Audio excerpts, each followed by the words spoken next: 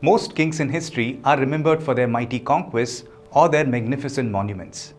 But have you heard of a king whose legacy happens to be a story? Not just any story, but one that brought a whole town together in a grand festival. A festival that is still celebrated today, 400 years after he first introduced it.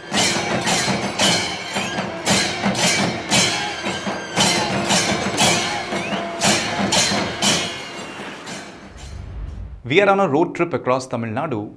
Our trip will take us to the Meenakshi temple in Madurai and to the beautiful Kallazhagar temple 20 kilometers away. This is the story of the celestial wedding that united the town of Madurai.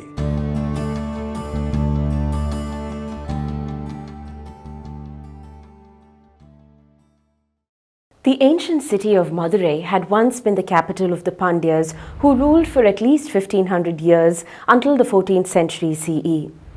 Madurai was then annexed by the Vijayanagara kings, who appointed governors called Nayaks to rule over their provinces. And when that empire disintegrated, the Nayaks became independent kings. The Nayaks ruled Madurai for 200 years. The greatest of them all was King Thirumalai Nayak. Under him, Madurai blossomed into a vibrant city known for its art and culture, trade and industry, and the Chithirai Festival.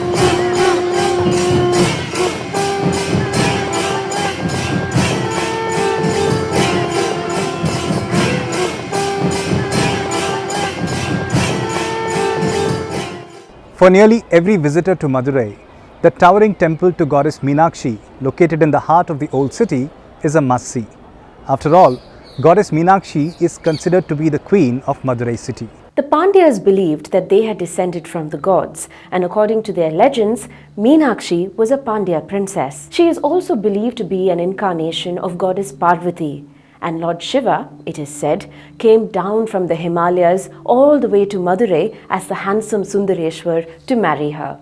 This divine couple, Meenakshi Sundareshwar, ruled Madurai for several years, and their descendants, they say, continued in the Pandya line. The Chithirai festival revolves around the story of this celestial wedding of Goddess Meenakshi and Lord Sundareshwar. Story goes that the wedding, which took place in Madurai of course, was a grand affair attended by all the gods. The guest of honor was Lord Vishnu, the god of protection. According to some Hindu traditions, he is considered to be Meenakshi's brother, and so he had the honor of giving away the bride. Just 20 kilometers away from Madurai is a small hill with a centuries-old temple on it. The beautiful Kallazhagar Kovil, home to Lord Vishnu. Kallazhagar means handsome, and Kallazhagar roughly translates to the handsome Lord who stole the devotees' hearts.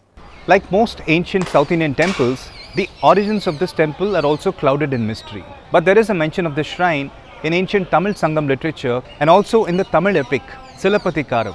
So it is an old temple, no doubt, and one of the 108 Divya Deshams, or one of the most sacred shrines to Lord Vishnu in the world. The temple structure that exists today is the work of a series of kings, from the Pandyas to the Nayaks, each of whom added their own touches to the monument. There are 120 inscriptions are engraved on the walls of this temple. Even 1000 years ago, it was a Vishnu temple, and it was nourished by the Chola ruler Rajaraja also. And it is from this temple, they say, that Lord Vishnu began his journey to the city to attend his sister's wedding. It wasn't a very long journey, but Vishnu took his time. He met many devotees on the way and spent time with them, accepting their offerings and blessing them. By the time Vishnu reached the banks of the river Vaigai, which flows through the city, the wedding ceremony was already over. You see, there is an auspicious time for every wedding, and since Vishnu didn't make it in that time, they'd just gone ahead and completed all the formalities without him. Vishnu was shocked and furious. He graciously handed over the wedding gifts which he had got, but refused to enter Madurai.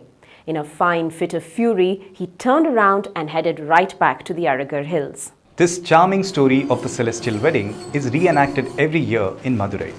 It is part of a 10-day festival called the Chithirai Festival that falls between the 15th of April and 15th of May. At the Meenakshi temple, the idols of Meenakshi and Sundareshwarar are decked in wedding finery and taken on a procession to the banks of the Vaigai river. The deities stop at many places en route to greet the citizens. At the same time, a procession carrying Vishnu's idol sets off from the Aragar Kovil, making leisurely stops at many pavilions or mandapams along the way, even getting a change of clothing at many of these stops. Finally, the deity reaches the Vaigai river and enters it with his whole entourage. And that is where he is politely and rather heartlessly informed that the wedding is already over. Till today, that Vishnu idol has never crossed this river. So how is this story connected to Thirumalai Nayak? Historians believe that this story is entirely made up by none other than King Thirumalai Nayak himself. From the Pandya days to the beginning of Thirumalai Nayak's rule, the main festival at the Meenakshi temple was the annual celebration of the wedding of Meenakshi and Sundareshwarar during the Tamil month of Masi. It was mainly celebrated by Shaivites, or the worshippers of Shiva, although the whole city participated in it. The Vaishnavites, or worshippers of Vishnu, had their own festival that they celebrated in the Tamil month of Thai. During this festival, Lord Kallazhagar was taken on a procession from the Aragar temple through many villages. Thirumalai Nayak himself was a devout Hindu who respected both the Shaivite and the Vaishnavite traditions. He decided to combine the Meenakshi Sundareshwarar festival and the Aragar Kovil festival into one big festival. That combined festival is what is known today as the Chithirai Festival.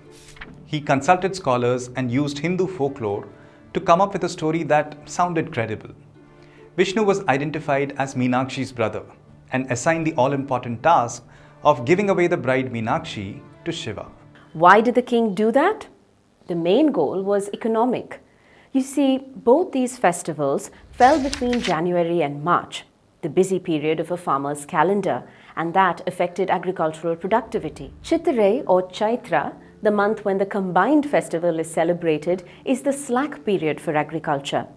Farmers could now enjoy the festivities without worrying about the harvest.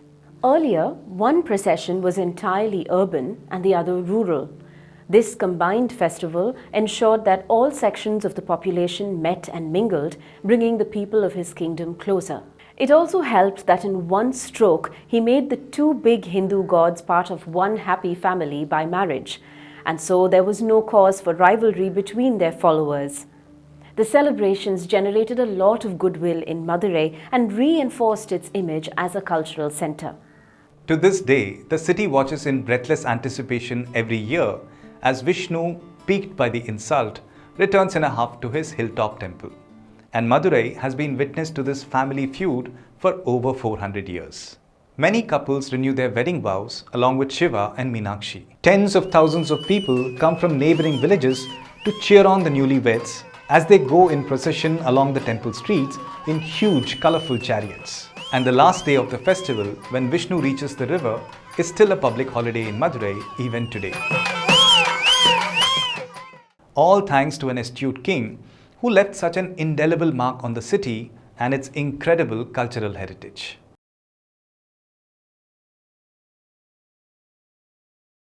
We hope you enjoyed that story. Do like, share and subscribe to our channel, and we'll keep you posted on our next video.